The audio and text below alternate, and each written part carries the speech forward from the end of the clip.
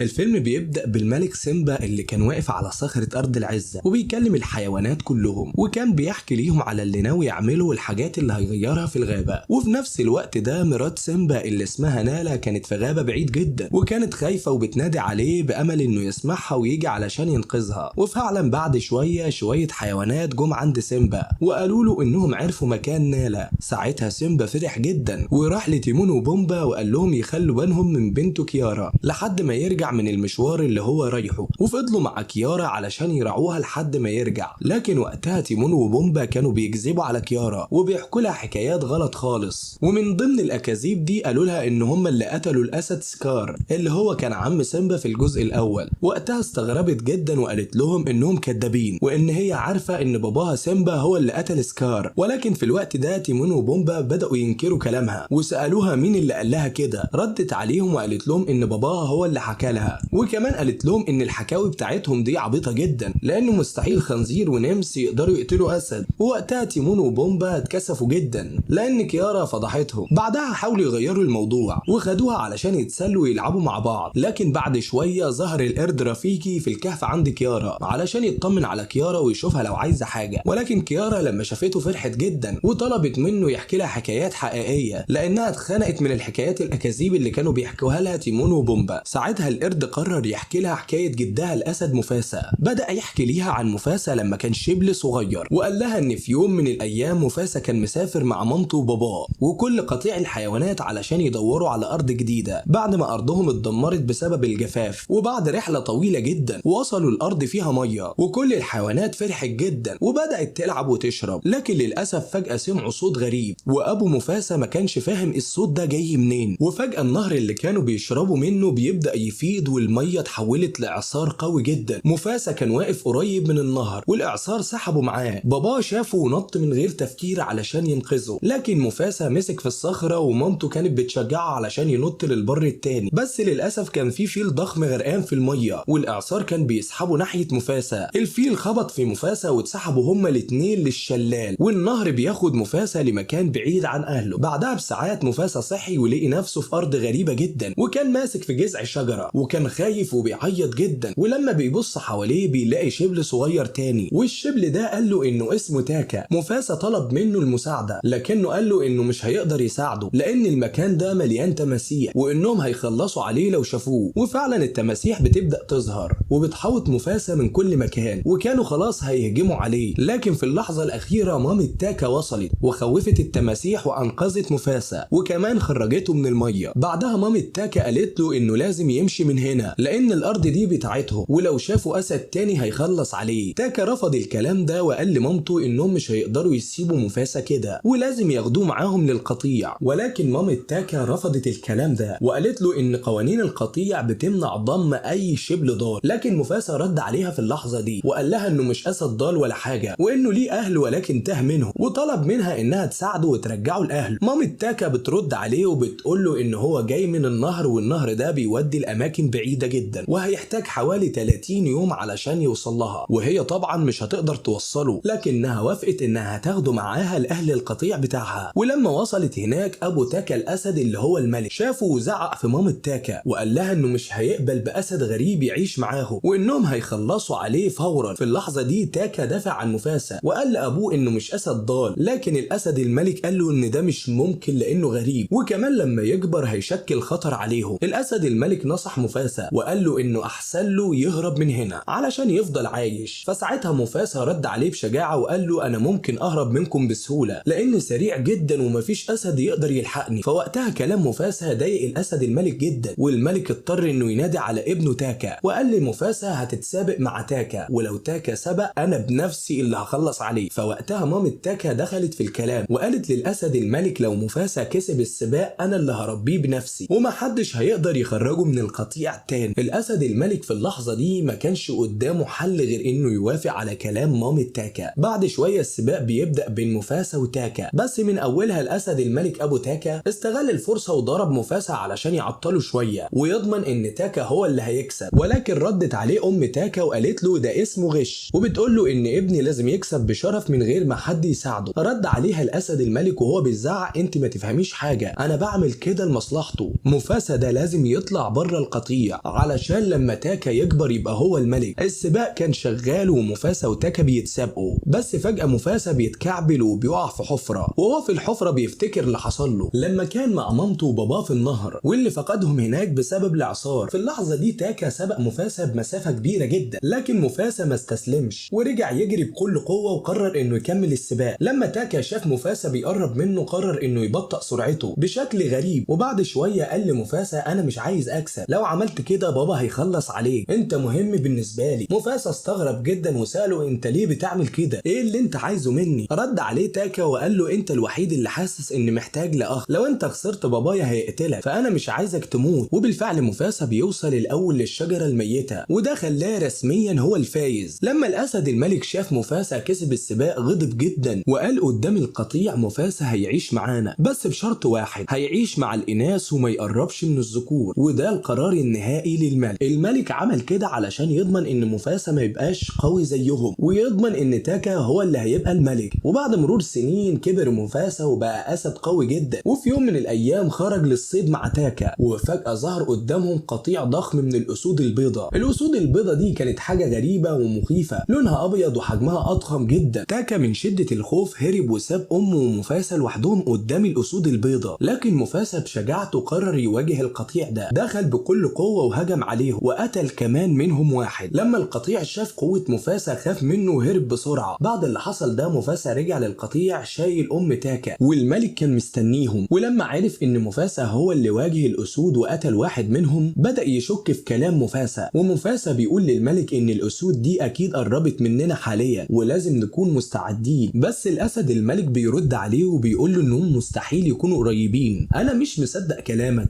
فموفاسا بيرد عليه وبيقول له انه يبعت جواسيس من القطيع علشان يتاكد ان كلامه صح. فبيقرر الملك انه يبعت جواسيس من القطيع علشان يتحققوا من كلامه. الجواسيس راحوا للمكان اللي قال عليه موفاسا، وفعلا اكتشفوا ان الاسود البيضاء قربت جدا وعددهم كبير جدا، والاسوأ من كده ان الاسد اللي قتله موفاسا كان ابن الملك. الجواسيس رجعوا للملك وهم مرعوبين وقالوا له ان الاسود البيضاء دي مش هتهدى غير لما تخلص علينا كلنا. ابن الملك بتاعهم مات والملك بتاعهم غضبان جدا. الملك لما سمع الكلام ده خاف جدا وقرر انه يفكر في حل. وفي اليوم اللي بعده ام تاكا كانت عارفة ان القطيع كله مش هيقدر يواجه الاسود البيضاء، وقالت لتاكا وموفاسا يهربوا الارض بعيدة ويبداوا حياة جديدة هناك، لكن موفاسا رفض وقال لها انا مش ههرب، لازم احارب معاكم. وقالت له دي مش ارضك ولا اهلك، لو عايز توصل لاهلك الحقيقيين لازم تمشي في طريق الشمس، وبكده هتوصل للارض اللي فيها امك وابوك الحقيقيين. كانت ام تاكا بتقول له كده علشان تحمي موفاسا وتضمن انهم يعيشوا بعدها. بعد موفاسا ما اقتنع بكلامها خد تاكا وبداوا رحلتهم، لكن بعدها بكام يوم قطيع الاسود البيضاء بداوا يطردوهم، وفي اللحظه دي الاسود البيضاء حصرتهم. موفاسا حاول يحمي تاكا وقال للاسود انا اللي قتلت ابن الملك وتاكا ملهوش ذنب، لكن ملك الاسود البيضاء رفض وقال له قصاد موت ابني انتوا الاتنين لازم تموتوا. وفي اللحظه الاخيره موفاسا خد تاكا ونطوا في النهر. الميه كانت قويه جدا وده خلاهم يبعدوا عن الاسود البيضاء. بعد ما طلعوا من النهر لقوا نفسهم في ارض جديده تماما فيها حيوانات اول مره يشوفوها، وهناك ظهر قرد غريب وبدا يقرب منهم، وده كان القرد رفيقي اللي بيحكي لنا الحكايه. ولما القرد سال موفاسا هم رايحين فين، موفاسا عرفوا انهم رايحين لارض العزه، ارض اهل رفيقي، وعرفوا كمان ان القرد عايز يروح للارض دي وبيعرض عليه موفاسا انهم يروحوا مع بعض. وبعدها موفاسا ورفيقي وتاكا بيبداوا رحله جديده ووصلوا الارض مليانه حيوانات. فموفاسا طلب منهم انهم ينضموا ليه ويكملوا رحلتهم معاهم، لكن للاسف بيرفضوا. بعدها قطيع الاسود البيضاء عرفوا يوصلوا لموفاسا المره دي. موفاسا ما كانش عايز يهرب زي كل مره وراح قال لتاكا انهم لازم يهجموا عليهم ويخلصوا الموضوع ده لانه مش هيفضل طول حياته يهرب. فتاكا قال لموفاسا يفوق ويفهم ان هما الاتنين بس، اما التانيين قطيع كامل واكيد هيخلصوا عليهم. فموفاسا حاول يطمن تاكا وقال له ان هما هيحاولوا يقنعوا الافيال علشان يحاربوا معاهم في المعركه ضد الاسود البيضاء، لكن للاسف لما موفاسا عمل كده الافيال كلها رفضت ومحدش فيهم رضي يساعده. في اللحظه دي موفاسا وتاكا والقرد قرروا يهربوا، وكمان خدوا معاهم انثى الاسد وكان اسمها سيربي، ودي كان بيحبها موفاسا وكمان مقرر ان هو هيتجوزها اول ما يوصلوا للارض بتاعتهم. وبعد فتره صغيره الشتاء دخل عليهم والسحاب كله اتحول لتلج. وفي يوم من الايام تاكا راح علشان يصيد لهم حاجه ياكلوها، لكن في الوقت ده ده قطيع الاسود البيضاء قدر يوصل له، وملك الاسود البيضاء قرر يستغل الفرصة وقال لتاكا ان كل اللي هم فيه ده بسبب سيمبا لانه قتل ابنه، وفي المقابل هو قتل عيلته كلها. كلام ملك الاسود البيضاء قدر انه يأثر على تاكا وعمل اتفاق معاه، وهو ان تاكا يسلمه مفاسا، وفي المقابل محدش هيقتل تاكا ويخليه ينضم للقطيع بتاعه. وتاكا من غير تفكير وافق على العرض ده، ووعد ملك الاسود البيضاء انه هيسلمهم مفاسا. وبعد شويه تاكا رجع للكهف اللي مستخبيين فيه، فمفاسا كان مستغرب وساله انت كنت فين كل ده؟ فتاكا بيكذب عليه وبيقول له انه كان بيحاول يصطاد لهم حاجه ياكلوها، فمفاسا صدقه. وبيعدي اليوم، وفي اليوم اللي بعده بيصحوا كلهم بدري علشان يكملوا رحلتهم لارض العزه. لكن للاسف في الطريق تاكا كان بيسيب علامات على الصخور علشان قطيع الاسود البيضاء يقدروا يوصلوا لهم. وبعد كام يوم مفاسا اتفاجئ بقطيع الاسود البيضاء وكمان كانوا محاصرينهم، فساعتها مفاسا سأل الملك بتاعهم وقال له انتوا ازاي عرفتوا توصلوا لنا هنا؟ فملك القطيع عرف مفاسا ان تاكا هو اللي خانه، وكمان هو اللي دلهم على مكانه، وكمان عرفوا ان تاكا عمل اللي عليه ونفذ الاتفاق اللي بينهم. دلوقتي بقى تاكا خلاص بقى واحد منهم، وطبعا ساعتها مفاسا كان مصدوم وقال لتاكا احنا اخوات ازاي تخوني؟ فتاكا رد عليه وقال له ان اهلي وقطيعي كلهم ماتوا بسببك، دلوقتي بقى هو لازم يموت زي ما القطيع كله مات. وقبل ما مفاسا يرد عليه او حتى يبرر للاسد الملك هجم عليهم وكان بيضرب فيهم بكل وحشيه. ولما مفاسا فكر انه خلاص الملك هيخلص عليه، بيتفاجئ ان ملك الاسود البيضاء قال له مش هعمل كده، وانه هيفضل يطارده طول الوقت علشان يخليه دايما مرعوب ويموت من كتر الخوف. فمفاسا ساعتها استغل الفرصه وهرب بسرعه، وبعدها قرر انه يروح لارض غريبه وبيطلب من الحيوانات اللي فيها انها تساعده في معركه ضد الاسود البيضاء. لكن ساعتها الحيوانات رفضت، لكن بعد شويه بيوافقوا ان هم يخشوا المعركه مع مفاسا. ولما بقيه الحيوانات شافوا الجواميس بتعمل كده قرروا يساعدوا مفاسا ويكونوا معاه في المعركه. المعركه بدات بين كل الحيوانات وقطيع الاسود البيض. ملك قطيع الاسود البيض كان بيجري على مفاسا علشان يقتله بنفسه، وساعتها بدات معركه شرسه جدا بين مفاسا وملك الاسود البيض. وفي نهايه المعركه بيقعوا هما الاثنين في النهر، ولحسن الحظ كان في صخره كبيره وقعت على ملك الاسود البيض وغرقته في النهر، اما مفاسا قدر يطلع من النهر. وكده خلاص ملك الاسود البيض كده انتهى. وبالطبع ساعتها الحيوانات كلهم كانوا فخورين وفرحانين انهم كسبوا المعركه ضد الاسود البيض. ومن ساعتها الحيوانات كلها بقت مطمئنه لان دلوقتي بقى عندهم ملك قوي وشجاع. لكن فجاه وهم بيحتفلوا مفاسا لقى قدامه مامته. في الاول مامته ما كانتش عارفاه وكانت بتكلمه على اساس ان هو الملك، وبتقول له ان زمان كان عندها ابن اسمه برضه مفاسا، لكن للاسف وقع في النهر وما عرفتش عنه حاجه لغايه دلوقتي. فمفاسا بيفاجئها وبيقول لها انه ابنها. وبعد ما سلموا على بعض مفاسا سأل عن ابوه، فمامته للاسف قالت له ان باباه مات وان كتير من الحيوانات من ساعتها ملهمش ملك. فمفاسا بيطمن مامته وقال لها من النهارده كل حاجه هتتغير. لكن للمفاجاه ان مفاسا لما بيبص حواليه بيلاقي الاسد تاكا جاله، وكان وقتها متعور في عينيه، ده لان المجموعه اللي فضلت من الاسود البيض قررت انها تنقلب على تاكا لانهم ما عرفوش يعملوا حاجه مع مفاسا ومسكوه ضربوه عوروه في عينيه. والحيوانات كلها رفضت وجود تاكا وبيقولوا لمفاسا انه لازم ينفيه. لكن الغريب ان مفاسا رفض يعمل كده وقال لكل الحيوانات ان تاكا اخوه ومتربيين مع بعض. وبعدها مفاسا راح لتاكا وقال له ينسى اسمه الحقيقي وبيعرفه من النهارده ان اسمه هيبقى سكار. فتاكا استغرب وساله معنى الاسم ده. مفاسا عرفه ان سكار معناها ندب او جرح، وطبعا مفاسا كان يقصد الندب اللي في عين تاكا اللي الاسود البيضاء عملتها له، وكان غرضه من الاسم ده ان تاكا دايما يفتكر انه خانه وما ينساش ابدا اللي هو عمله. وطبعا ساعتها تاكا وافق على كلام مفاسا علشان يقدر يعيش معاهم في القطيع لانه خلاص ملهوش مكان تاني. ولو فكر يسيب مفاسا ويمشي قطيع الاسود البيضاء مش هيسيبه وهيخلصوا عليه. فتاكا خلاص نسي اسمه ومن النهارده بقى اسمه سكار. ومن بعدها مفاسا حكم الغابه بالعدل وكمان اتجوز سربيا وخلف بعدها الاسد سيمبا. وكده بقى خلصت الحكايه اللي كان بيحكيها القرد رفيقي لكيارا عن جدها الملك مفاسا وهو وسكار. وطبعا ساعتها كيارا وتيمون وبومبا كانوا فرحانين جدا بالحكايه دي لانهم اول مره يسمعوها. لو عجبك الفيديو ما تنساش تعمل لايك وسبسكرايب للقناه. سلام.